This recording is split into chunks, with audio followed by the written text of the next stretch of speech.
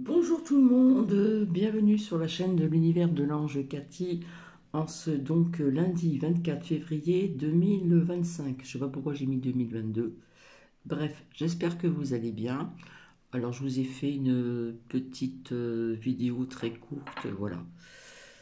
Donc je dis merci à Odette, c'est très gentil aussi. Voilà. Euh, je vais commencer par vous dire le dicton du jour. Alors, il est minuit passé, il est très tôt. Je le répète, je ne suis pas comment dire, euh, je trouve plus mes mots. Voilà, ça commence. Euh, je suis pas quelqu'un qui dort pas la nuit. Voilà, on va dire ça comme ça. Bref, donc je continue. Je vais vous dire donc le dicton du lundi 24 février 2025, alors que j'ai noté 2022, je ne sais pas pourquoi. Je reviens en arrière. Les anges peuvent nous insuffler une sensation de liberté par leur simple présence. Ceci est de Karen Goldman. Alors, avant de vous faire écouter certaines choses, je vous avais dit qu'il y a une partie où c'est un petit peu glauque quand même, âme sensible s'abstenir. J'avais envie de dire aussi euh, qu'il existe un M. Hein. Voilà, je vais dire juste M.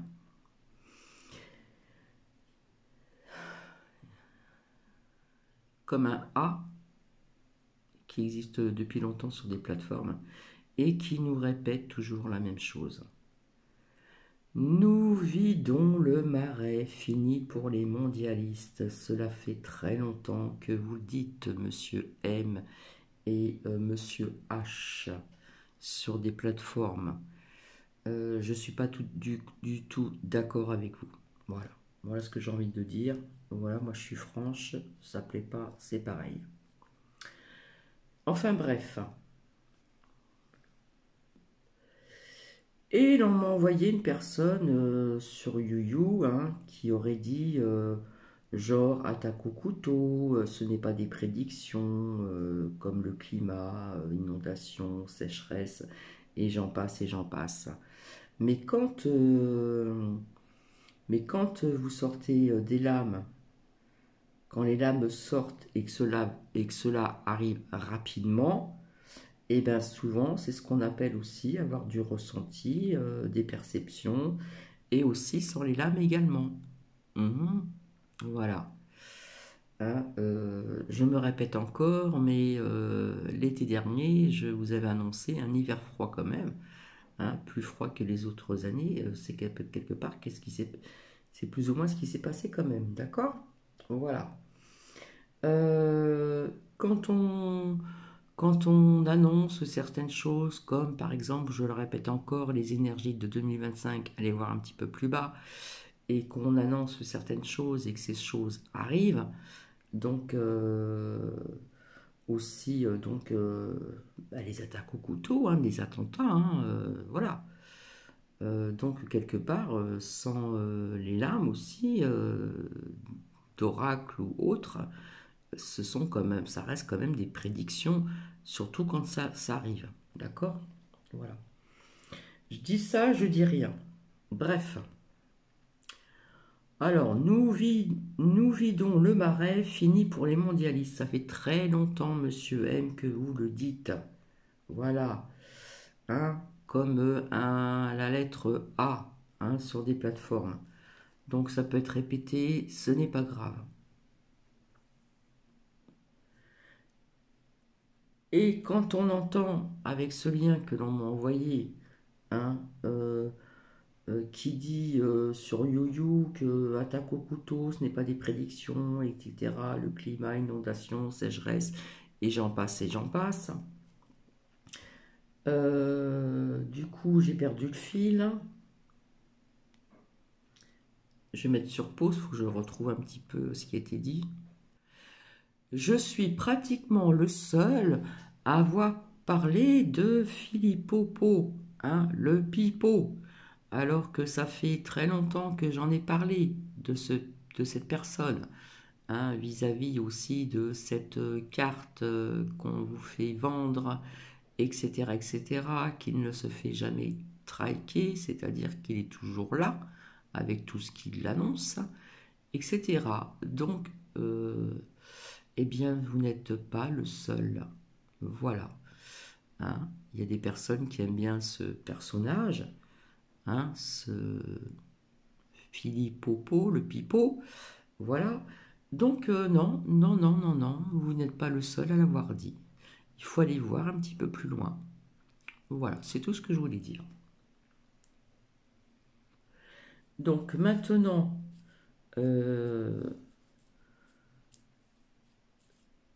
j'ai cette certitude malheureusement, hein, voilà, puisque je vais vous faire écouter donc la santé du comment dire,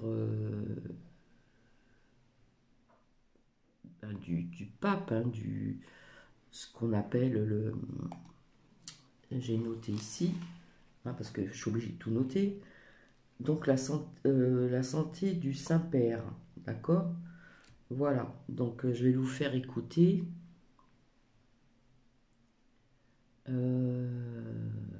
J'espère que c'est le bon parce qu'il y en a tellement de partages. Donc déjà d'une, euh, pour les énergies de 2025, hein, je vous avais dit que je voyais le départ d'une personne qui est quand même très connue, hein, on va dire que il est connu mondialement, d'accord? Donc je l'appelle El Papo, voilà. Euh, on parle que c'est aussi un État, hein, qu'il a de la richesse là-bas aussi, mais personnellement, peut-être que ça ne va pas plaire, mais Cathy n'a pas oublié. Il faut vous remettre un petit peu dans le contexte en arrière vis-à-vis de ces injectes que El Papo, d'accord,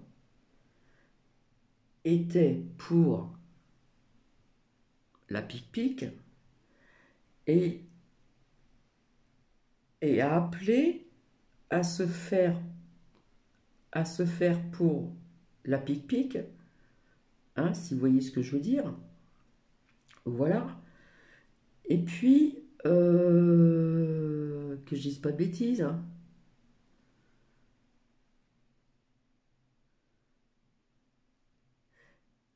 Et aurait dit est un moyen de promouvoir pour le bien. Ça, Cathy ne l'a pas perdu de vue. Donc, et se faire pic-pic, aurait-il dit, est un acte d'amour. Donc, perso, chacun ses idées. Quand j'ai entendu ça, voilà. Et en plus, euh, au niveau de El Papo, hein, il y a une richesse incroyable, hein. Et on appelle ceci là-bas euh, un, un État. Voilà, tout simplement. Donc il a appelé au pic-pic, donc quelque part c'est une propagande, que c'était un moyen de promouvoir pour le bien donc des personnes, d'accord, et a dit que se faire pic-pic était un acte d'amour. Et là, je ne suis pas du tout d'accord. Voilà. Maintenant, vous pensez ce que vous voulez, voilà. Mais moi, Cathy se rappelle de tout ceci, d'accord? Je me rappelle très bien de tout ce qui s'est passé il y a quelques années en arrière. C'est pas si loin que ça non plus. Tout ce qui s'est passé, hein. Et maintenant, nous avons des révélations vis-à-vis des effets gongon, dédé, dédère, d'accord? Et comme je vous avais dit, les vérités pardon, arriveront, hein. Il y aura des mises en lumière, etc. Et en fin de compte, c'est ce qui se passe. Voilà. Donc,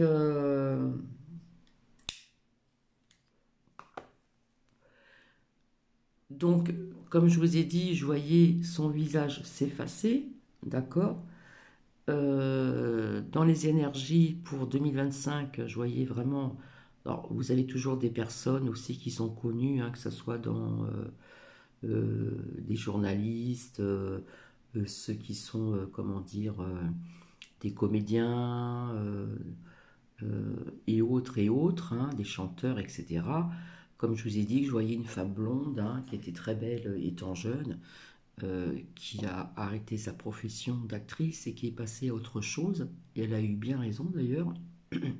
C'est pareil dans les lames, si vous vous rappelez, si vous me suivez bien sûr, dans les lames avec l'oracle de l'arbre de vie, c'est plus ou moins ce que j'ai vu. D'accord?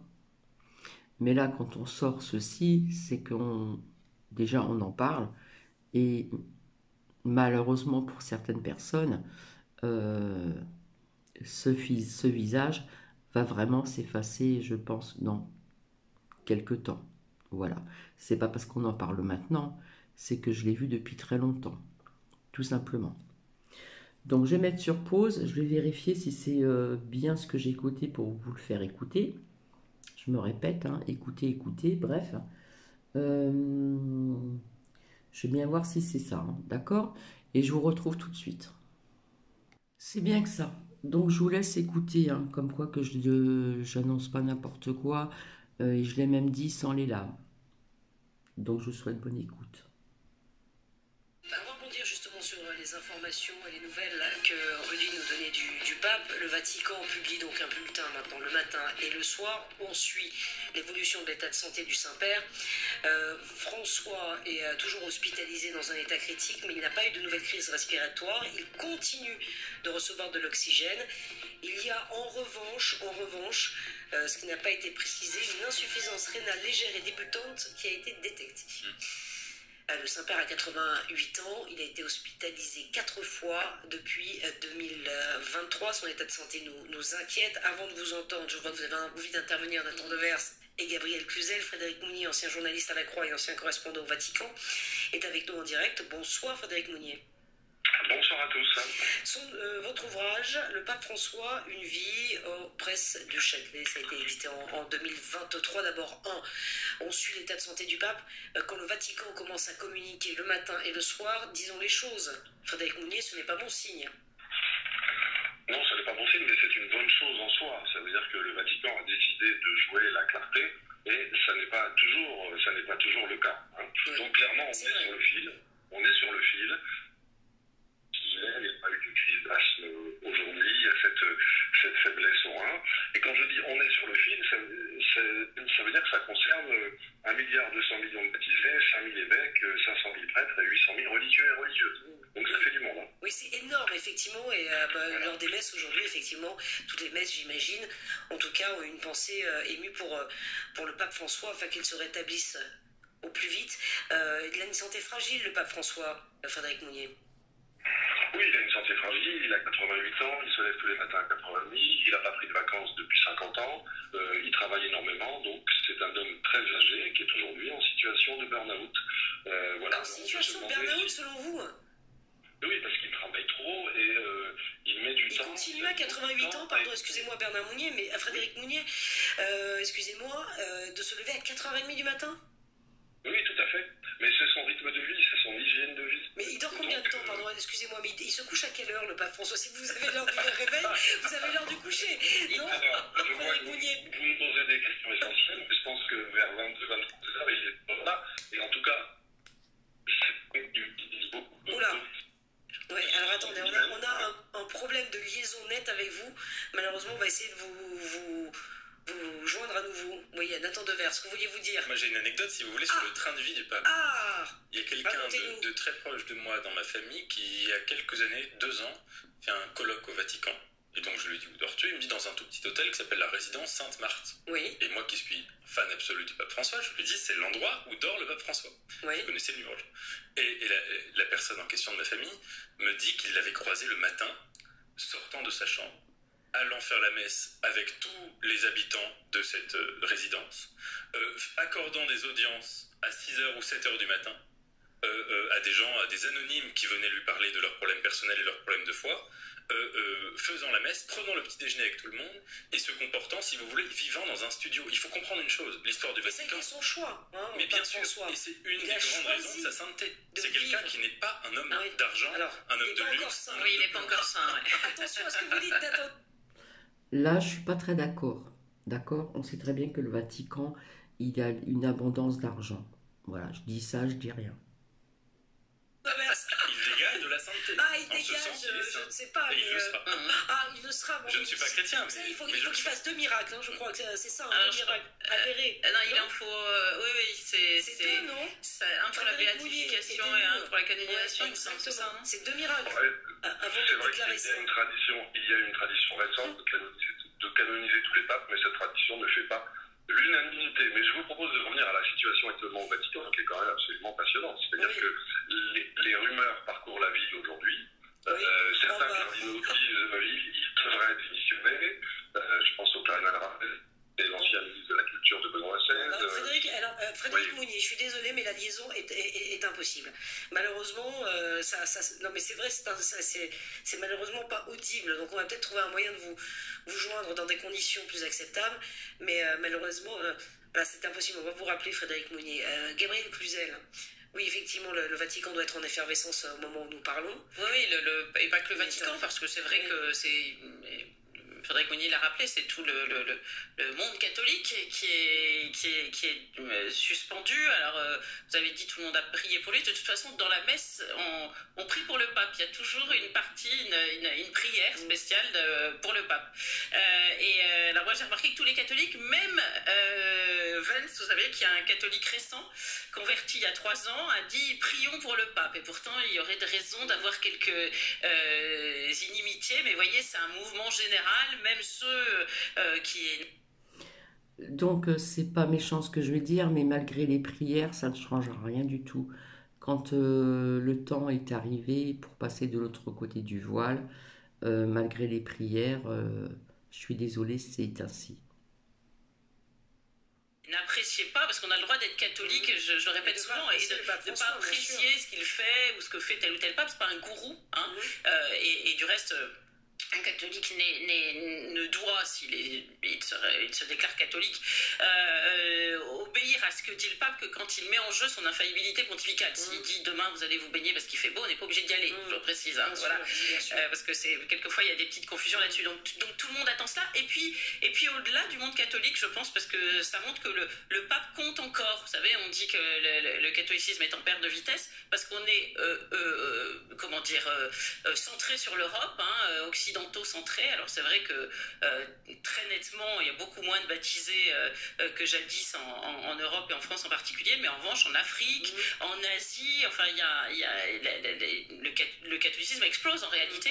Donc c'est l'état de santé du pape et ce qui va advenir du Saint-Siège, eh bien c'est un sujet extrêmement important. Non mais c'est vrai, et puis on se pose des questions sur, évidemment, on va lui laisser tout le temps du rétablissement possible, mais on se pose des questions sur son successeur. De toute manière, lui-même a écrit dans une lettre, effectivement, les conditions dans lesquelles il voulait que ça se passe le jour où il nous quitterait.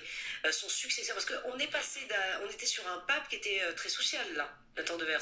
Alors, on parle du pape aussi, parce que c'est un chef d'État, faut pas le rappeler. Le plus petit État. Oui, c'est un petit État. C'est le plus petit du monde, le Vatican, mais il est quand même chef d'État. Le pape François, en l'occurrence. Et le plus dense en œuvre d'art. Oui. Mais, et en spiritualité peut-être, et peut-être un des seuls qui a une vraie parole diplomatique, géopolitique, profonde, pas justement sur ce qu'on disait sur Trump, pas sur... Oui, oui, politique, exactement, c'est vraiment le terme, puisque je le répète encore, hein, le El Papé a fait appel à se faire les injects, d'accord? Je le répète encore. C'est un moyen de promouvoir pour le bien. Et ce pic-pic est un acte d'amour. C'est ses paroles. Voilà. Sur des intérêts, mais sur des idéaux à défendre. Le successeur, entre parenthèses, il n'est pas exclu aussi tard que possible, que ce soit en français. Ce que disent certaines langues, oui, mais on verra plus tard. Mais alors, le pape François, permettez-moi, moi qui ne suis pas catholique, moi qui ne suis pas chrétien, moi qui suis agnostique, moi qui ne suis pas concerné par tout cela, permettez-moi, comme je l'ai fait hier, de redire une forme de prière laïque pour son rétablissement. Je crois qu'il y a un symbole. Nous parlions tout à l'heure de Donald Trump, avec lequel le pape François a été en conflit, même au temps de son premier mandat, conflit ouvert. Oui. Vous avez là deux visions complètement opposées de ce que doit être une civilisation. D'un côté, quelqu'un qui est le défenseur des symboles de cette civilisation. On se souvient du jour, vous savez, où, après certaines émeutes, pendant son premier mandat, Donald Trump était venu devant une église avec une Bible dans les mains qu'il tendait, qu'il brandissait, je crois, après la mort de George Floyd, en disant, voilà, je suis le défenseur du Christ. Une fois, il avait eu cette phrase en meeting, en disant, vous savez, moi, Donald Trump, il y a un seul homme qui est plus célèbre que moi, il s'appelle Jésus-Christ. C'était la vision d'une vulgarité. Oui. Et en face, quelqu'un qui n'a pas été attaché, entre guillemets, à l'idée de l'Église, mais à l'idée de la parole vivante, éternelle du Christ. Et je crois que c'est ça, le pape François. Et je le dis d'autant plus intensément. Donc j'arrête ici, voilà, vous avez écouté comme moi. Donc oui, j'avais vu Sans les oracles avec les énergies de 2025, malheureusement, le départ d'un homme vraiment qui est très très connu. Voilà. Bon, on sait qu'il a un certain âge, qu'il était malade, etc. Mais je l'ai dit quand même, Sans les oracles. Et est sorti il n'y a pas très longtemps, ceci. Et il y a très longtemps, je vous disais que je voyais un visage en train de s'effacer, disparaître. Donc voilà. Maintenant, je vais mettre sur pause. Et par contre, là, je vais vous faire écouter quelque chose. Donc pour les âmes sensibles, s'abstenir. Je vous dirai le titre tout à l'heure. Donc, bonne écoute. Les rendez-vous du réseau de l'horreur. Déjà, rien que le titre. Hein. Donc, bonne écoute et je m'arrêterai quand il parlera de Candace Owens, je crois, etc. Allez, âme sensible, s'abstenir. Réseau pédophile qui a été démantelé, on commence tout de suite. Avec Pierre-Alain Cotineau, ancien candidat LFI, connu pour avoir agressé sexuellement un enfant handicapé de 4 ans, serait au cœur de ce réseau pédophile démantelé où des orgies sexuelles étaient filmées avec de très jeunes enfants, dont des bébés. Et oui, je vous le dis, cette vidéo va être assez gore. Tous ceux qui n'aiment pas ce genre d'histoire, ce n'est pas une vidéo faite pour vous. Une affaire de monstruosité insoutenable vient d'éclater au grand jour, révélant l'existence d'un réseau pédocriminel organisé dont les agissements dépassaient l'entendement. 5 individus ont été interpellés depuis le début de l'année dans le cadre d'une enquête judiciaire d'une ampleur exceptionnelle. Menée par l'Office des mineurs de la police judiciaire, ces hommes sont suspectés d'avoir participé à des viols collectifs, des actes de torture et des sévices barbares sur des enfants en bas âge, dont certains n'avaient que quelques mois. Une information judiciaire a été ouverte au tribunal de Nantes, où l'enquête se poursuit pour démanteler entièrement ce réseau. Le Darknet, terrain de chasse des prédateurs. L'enquête a débuté septembre 2024, lorsque des images et des vidéos d'une violence inqualifiable ont été repérées sur le Darknet. Ces contenus montraient des bébés et des très jeunes enfants âgés de 5 mois à 4 ans, subissant des agressions sexuelles et des actes de torture. Les enquêteurs confrontés à un réseau opaque et organisé ont dû partir de zéro pour remonter la piste des criminels. Grâce à des techniques d'investigation spécialisées, ils ont pu recouper des indices et identifier plusieurs suspects, dont un personnage central à la tête de ce réseau sordide. Un club de pédocriminalité organisée. Les investigations ont révélé l'existence d'un véritable club de la pédocriminalité, où des hommes sans lien apparent se réunissaient pour commettre ces crimes odieux. Ces individus organisaient des week-ends, voire des semaines entières, durant lesquelles ils abusaient sexuellement de bébés et d'enfants. Selon des sources proches du dossier, la plus jeune victime avait à peine 5 mois, tandis que la plus âgée était âgée de 4 ans. Nous avons déjà vu des affaires pédocriminelles, mais toujours dans le cadre familial, là c'est inédit. Ces hommes ne se connaissaient pas, mais partageaient une obsession criminelle commune, explique un expert du dossier. Des suspects insoupçonnables. Le profil des suspects interpellés, sur les 5 hommes interpellés, 4 étaient inconnus des services de police et de justice. Âgés de moins de 40 ans, ces individus vivaient apparemment en marge de tout soupçon, sans même un passé de délit mineur. Aucun antécédent, pas même une amende pour excès de vitesse, précise une source policière. Pour échapper à la surveillance, ces prédateurs utilisaient des méthodes sophistiquées, logements loués à l'abri des regards, applications cryptées pour communiquer et cartes SIM digitales eSIM pour brouiller les pistes. Pierre-Alain Cotineau, une figure centrale du réseau. Parmi les suspects figure Pierre-Alain Cotineau, ancien candidat LFI et militant pro-LGBT, déjà connu pour avoir agressé sexuellement une enfant handicapée de 4 ans. Selon les éléments de l'enquête, il occuperait une place centrale dans ce réseau pédophile, organisant des orgies filmées avec des bébés et de très jeunes enfants. Ces révélations choquantes soulèvent des questions sur l'ampleur réelle de ce réseau et sur les moyens de prévenir de tels crimes à l'avenir. Voilà ce que j'avais à dire sur le réseau pédophile qui a été démontré. Donc voilà, malheureusement c'est triste, hein, et malheureusement ça n'existe pas, ça existe depuis très très longtemps. Quand je vous avais dit qu'il y aurait depuis très longtemps des révélations sur pas mal de sujets différents, des actes, etc., etc., bon, voici encore la preuve, voilà. Et je pense que je ne suis pas la seule à en avoir parlé. Il y en a énormément sur YouYou qui en ont parlé et certainement sur d'autres plateformes. Voilà, malheureusement, c'est triste et j'espère que tout ceci s'arrêtera un jour. Mais ça existe tellement depuis très très très très très très longtemps que c'est abominable. Voilà. Donc les rendez-vous du réseau de l'horreur, c'est le titre. Donc c'est sur ce que je vais vous laisser. Je ne sais pas si je reviendrai dans la journée, hein, parce que Cathy elle a des choses à faire. Après je vais aller me coucher quand même pour aller dormir. Voilà. Et donc je vais vous relire le dicton, hein, de ce lundi, donc 24 février 2025. Bientôt nous sommes au printemps. Et vous allez voir qu'au printemps, je vous avais dit que ça allait bouger, hein. Je l'avais dit aussi sans les lames avec le titre « Les énergies de 2025 ».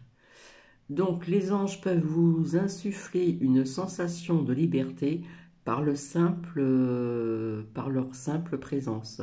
Ceci est de Karen Goldman. Voilà, on va finir sur cette note positive. Et puis, je vous dis peut-être à plus tard, ou mardi, mercredi, je verrai bien. Je pense que je trouverai bien autre chose à vous faire écouter sur des révélations, hein. Mais pour revenir un petit peu à tout à l'heure, en ce qui concerne, je m'excuse, je l'appelle El Papo, voilà. Mais écoutez, malheureusement, ce visage s'efface, je le vois s'effacer davantage, et ça va faire un... Vous voyez ce que je veux dire? On va en entendre parler pendant un certain temps, et ça, hein, voilà. Donc sur ce, je vous laisse, et je vous souhaite une bonne journée. Allez, je vous fais des bisous, au revoir.